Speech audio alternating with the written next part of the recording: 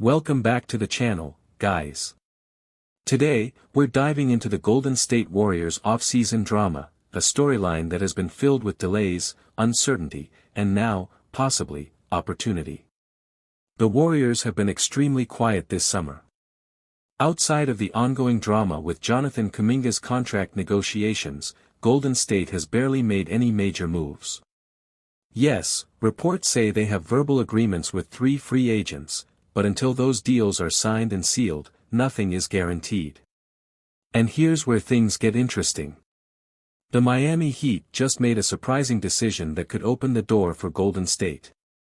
Instead of signing big men like Kai Jones or Trey Lyles, 2 players they were heavily linked to, Miami chose to re-sign Drew Smith to a 3-year deal. That move effectively left Jones and Lyles floating in the free agent market. Now, the Warriors, a team that desperately needs depth in the frontcourt, could swoop in and take advantage of this situation. Let's start with Kai Jones. At 6 feet 11 inches, only 24 years old, Jones is an athletic freak. He can run the floor, finish above the rim, and bring a lot of energy off the bench. His time with the Clippers didn't really showcase his full potential, but with the Mavericks last season, in just 12 games, Jones averaged over 11 points and nearly 7 rebounds per game while shooting an incredible 83% from the field. He may not be polished technically, but he knows how to play his role: rim protection, lob threat, hustle plays.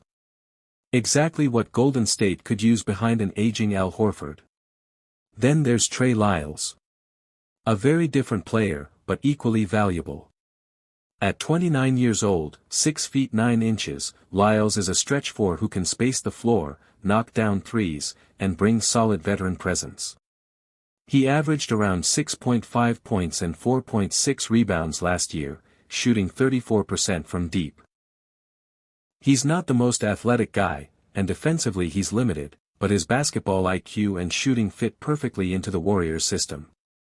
He could easily slide into small ball lineups alongside Draymond Green or even play next to Horford to open up spacing for Steph Curry and Klay Thompson. So, if you're the Warriors, do you take a chance on the young, high-upside Kai Jones? Or do you go with the steady, reliable veteran Trey Lyles? Honestly, signing both on team-friendly deals wouldn't be a bad idea.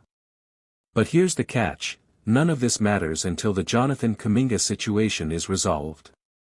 Negotiations between Kuminga and the front office have reportedly stalled.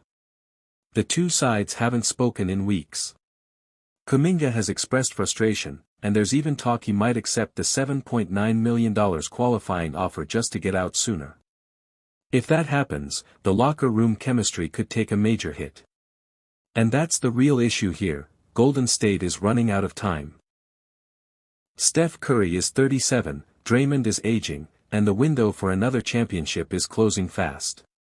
They cannot afford to let this off-season slip away with. And that's the real issue here: Golden State is running out of time.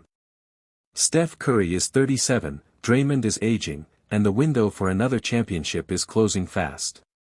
They cannot afford to let this off-season slip away without locking in talent that can help immediately. So what should the Warriors do? Prioritize Kuminga's future, sign one or both of Jones and Lyles, and give Curry and this core the support they desperately need. Because if they don't, the Warriors might waste one of their final chances to compete at the highest level. What do you guys think? Should the Warriors gamble on Kai Jones' athletic upside? Should they play it safe with Trey Lyles? Or maybe go all in and grab both? Let me know your thoughts in the comments below. And as always, don't forget to like, subscribe, and turn on notifications so you never miss the latest Warriors updates. Loaded. We've got a major shakeup in the front office, an off-season that feels a little too quiet, a blockbuster trade rumor involving LeBron James of all people, and some intense contract drama with Jonathan Kuminga. Buckle up, because we're going deep on all of it. Lacob courtside, alongside Joe Lacob. Kicking things off with a leadership change that caught a lot of people by surprise, Kent Lacob, son of team owner Joe Lacob, is officially stepping away from his role in the Warriors' basketball operations department. Now, Kent wasn't just the owner's son who got a desk job. He'd been in the organization for a full decade, starting in player development and working his way into a vice president role. He had a big hand in scouting, analytics, and long-term player growth. In his exit statement, Kent said he's ready for a new challenge, but didn't give details on whether that means another NBA team, a completely different industry, or something else entirely. For the Warriors, this could mean a restructuring behind the scenes, and in a league where front office vision often shapes championship windows, this is something to watch closely. Kuminga, Looney, past signings. Next up, let's talk about the off-season so far, or rather, the lack of it. For a franchise that's been to multiple finals and is looking to maximize what's left of Steph Curry's prime years, this summer has been unusually quiet. No blockbuster trades. No splashy free agent signings. Instead, it's been mostly small roster maintenance moves. There's still chatter that the Warriors could bring in veterans like Al Horford or DeAnthony Melton, both players who could add depth and playoff experience, but nothing has been finalized. The big question is whether this silence means the front office is working on a big, surprise move behind the curtain, or if they're simply waiting for the market to settle. Either way, time is ticking, and other contenders in the West, like the Nuggets, Mavericks, and yes, the Lakers, are already making Lakers and Warriors logos, LeBron James and a mystery Warriors player. Speaking of the Lakers, here's the wildest headline of the day. Reports, and let's be clear, these are still rumors, suggest that Los Angeles could be eyeing a $121 million Warriors star as part of a massive trade. And here's the kicker, LeBron James' name has been floated as a potential piece in that deal. Now, could LeBron actually end up in a Warriors jersey? Realistically, it's a long shot. The salary cap math would be tricky, the Lakers front office would need to buy into a post-LeBron future, and the Warriors would have to decide if a short-term gamble is worth their long-term flexibility. Still, the fact that this rumor is even out there speaks volumes about how teams view the Warriors, as a franchise that might just swing for the fences if the right star becomes available. And honestly, a Steph-LeBron duo, even for a season, would break the internet. Kuminga contract. And then, we have the Jonathan Kuminga situation, which is starting to feel like a soap opera.